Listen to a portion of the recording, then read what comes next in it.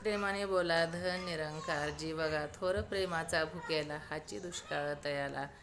एक कोळी होता आणि दररोज त्याचा व्यवसाय असायचा, मासे पकडायचा. होडीमध्ये जायचा आणि मासे पकडायचा, त्याच्यावर त्याचा व्यवसाय चालायचा, घर भागायचं. आणि तो ह्याचा खूप भक्त होता, तो विठ्ठलाचा.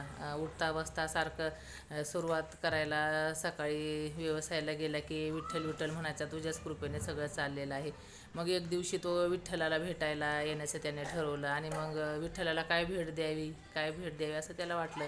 मग त्याने काय केलं, आपले पाटीतले मासेच घेतले आणि विठ्ठलाकडे आला त्याला भेट द्यायला बघा. आणि मग मंदिरात जात होता तो विठ्ठलाकडं भेटायला म्हणून. मग त्या माशाचा खूप घाण वास येत होता. मग शेवदारने त्याला वाटेतच अडवलं, कुठं चाललं आहे माशाचं, तुला कळत नाही का मंदिर आहे आतमध्ये, विठ्ठल तू मासे घेऊन कसं काय आतमध्ये येत आहे. तर तो म्हणला, मी विठ्ठलाचा निश्चिम भक्त आहे, उठता बसता सगळं काय करता मी विठ्ठल विठ्ठल म्हणतो, माझ्याकडं आता भेट द्यायला काय नाही म्हणून मासे होते, मी तेच घेतले आणि विठ्ठलाला भेट द्यायला आलो.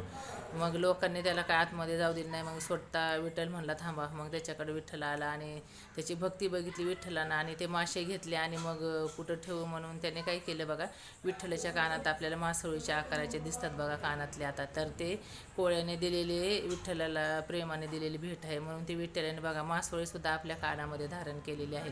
म्हणून म्हणतात थोर प्रेमाचा भुकेला हाची दुष्काळ तयाला.